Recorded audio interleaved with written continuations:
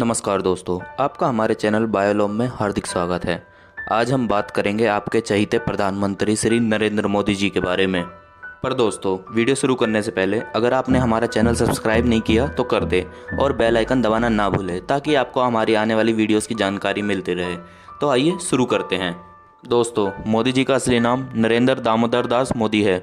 इनका जन्म 17 सितंबर 1950 को बॉम्बे के मेहसान जिले में वादनगर नाम के गांव में हुआ था। दोस्तों, बता दूं कि पहले बॉम्बे एक ही स्टेट था, पर 1 मई 1960 को इसे अलग करके गुजरात और महाराष्ट्र बना दिया गया। तो इस तरह अब मोदी जी का जन्म स्थान गुजरात है। दोस्तों, मोदी जी के पिता का नाम दामोदर दास मूलचंद मोदी था और इनकी मां का नाम हीराबेन मोदी है। दोस्तों, जब मोदी जी का जन्म हुआ तब उनका परिवार बहुत गरीब था और वो एक छोटे से कच्चे मकान में रहा करते थे। मोदी जी अपने माता पिता की 6 औलादों में से तीसरे बच्चे थे। मोदी जी के पिता एक रेलवे स्टेशन पे छोटी सी चाय की दुकान लगाया करते थे, जिसमें मोदी जी भी इनका हाथ बटाया करते थे और वो रेल के डिब्बों में जा जाकर चाय बेचा करते थे। लेकिन दोस्तों, वो चाय की दुकान देखने के साथ साथ पढ़ाई का भी पूरा ध्यान रखते थे। मोदी जी के टीचर बताते हैं कि वो पढ़ाई में ठीक ठाक थे, लेकिन वो नाटक और भाषण में जमकर हिस्सा लिया करते थे और उन्हें खेल कूद में भी बहुत ज्यादा दिलचस्पी थी। उन्होंने अपनी पढ़ाई वादनगर से ही पूरी की।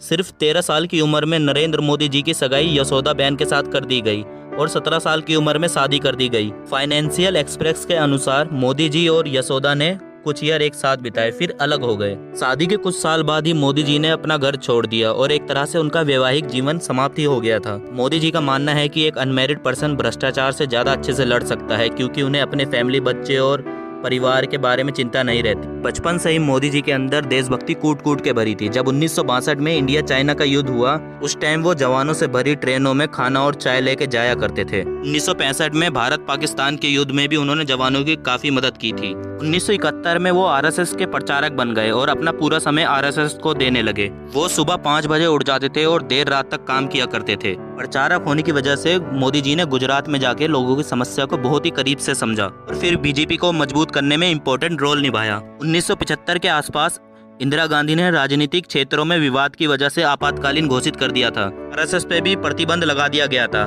फिर भी मोदी चोरी चुपके देश की सेवा करते रहे और सरकार की गलत नीतियों का जमकर विरोध किया। इसी टाइम मोदी जी ने एक किताब लिखी थी जिसका नाम संघर्ष मां गुजरात था। उन्होंने 1980 में गुजरात यूनिवर्सिटी से राजनीतिक विज्ञान में पीजी की डिग्री ली। आरएसएस में बेहतरीन काम को देखते हुए उन्हें भाजपा में नियुक्त किया गया, जहां उन्होंने 1990 में आडवाणी के अयोध्या रथ यात्रा का आयोजन किया। इससे भाजपा के सीनियर लीडर्स काफी प्रभावित हुए। आगे भी उनके अच्छे कामों की बदौलत भाजपा में उनका महत्व बढ़ता रहा। आखिरकार मोदी जी की मेहनत रंग लाई और उनकी पार्टी गुजरात में 1995 के विधानसभा चुनाव में बहुमत हासिल की। लेकिन मोदी जी से कहासुनी के बाद शंकर सिंह वघेला ने पार्टी से रिजाइन दे दिया। उसके बाद केशुभाई पटेल को गुजरात का मुख्यमंत्री बना दिया गया और नरेंद्र मोदी को दिल्ली बुलाकर केंद्रीय मंत्री की रिस्पॉन्सिबिलिटी दी गई। मोदी जी ने इस रिस्पॉन्सिबिलिटी को भी बखूबी निभाया। 2001 में केशुभाई पटेल की सेहत बिगड़ने लगी और भाजपा चुनाव में भी कई सीटें हार रही थी। इसके बाद बीजेपी ने केशुभाई पटेल की जगह नरेंद्र मोदी को गुजरात का मुख्यमंत्री बना दिया गया। मोदी जी ने मुख्यमंत्री का काम 7 अक्टूबर 2001 से चालू किया। इसके बाद मोदी जी ने राजकोट विधानसभा चुनाव लड़ा, जिसमें उन्होंने कांग्रेस पार्टी के अश्विन मेहता को बड़े नंबरों से मात दी। मुख्यमंत्री रहते हुए मोदी जी ने अपने काम को बहुत अच्छे से संभाला और गुजरात को फिर से मजबूत कर दिया। उन्होंने गांव-गांव में बिजलियां पहुंचाई, टूरिज्म को बढ़ावा दिया।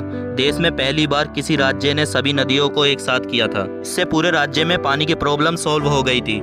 एशिया के सबसे बड़े सोलर पार्क का निर्माण भी गुजरात में ही हुआ और इन सब के अलावा भी उन्होंने बहुत अद्भुत कार्य किए और देखते ही देखते गुजरात को भारत का सबसे बेहतरीन राज्य बना दिया और वो खुद गुजरात के सबसे लोकप्रिय मुख्यमंत्री बन गए। लेकिन उसी बीच मार्च 2002 में गुजरात के गोदारा कांड में नरेंद्र मोदी जी का नाम जोड़ा गया। इस कांड के लिए न्यूयॉर्क टाइम ने मोदी प्रशासन को जिम्मेदार ठहराया और फिर कांग्रेस सहित अनेक विपक्षी दलों ने उनके इस्तीफे की मांग की। दोस्तों, गोदारा कांड में 27 फरवरी 2002 को गुजरात के गोदारा नाम के शहर में रेलवे स्टेशन में साबरमती ट्रेन में S6 कोच में आग लगा दी गई थी, जिसके बाद 69 लोगों की मौत हो गई थी। जिसके बाद गुजरात में दंगे होने शुरू हो गए थे और फिर 28 फरवरी 2002 को गुजरात के कई इलाकों में दंगे बहुत ज़्यादा बढ़ गए थे, जिसमें 1200 से ज़्यादा लोग मारे गए थे। इसके बाद इसकी जांच के लिए उच्चतम न्यायालय ने विशेष जांच दल बैठाई और फिर दिसंबर 2010 में जांच दल की रिपोर्ट के आधार पर फैसला सुनाया गया कि इन दंगों में नरेंद्र मोदी जी का कोई हाथ नहीं है। नरेंद्र मोदी ने गुजरात में कई ऐसे हिंदू मंदिर को गिराने में थोड़ा सा भी नहीं सोचा जो सरकारी नियम के अनुसार नहीं बने थे। हालांकि इसके लिए उन्हें विश्व हिंदू परिषद जैसे संगठनों का भी विरोध झेलना पड़ा, लेकिन उन्होंने इसकी थोड़ी सी भी परवाह नहीं की और देश के लिए वो किया जो सही था।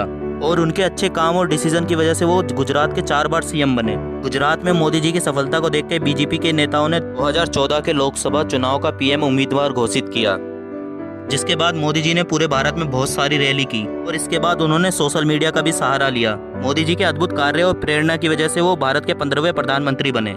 दोस्तों, नरेंद्र मोदी एक बहुत ही मेहनती व्यक्ति है जो 18 घंटे काम करते हैं और कुछ ही घंटे सोते हैं। दोस्तों, मोदी जी का कहना है कि ज़्यादा मेहनत कभी थकान नहीं लाती, वो तो बस संतुष्टि लाती है। दोस्तों, मोदी जी अपनी माँ से बहुत प्यार करते हैं और उनका कहना है कि मेरे पास मेरे बाबा दादा की ना ही एक भाई है ना ही चाहिए। दोस्तों, आशा करता हूँ कि आपको ये वीडियो पसंद आई होगी। अगर वीडियो पसंद आई हो तो लाइक करना ना भूलें। धन्यवाद।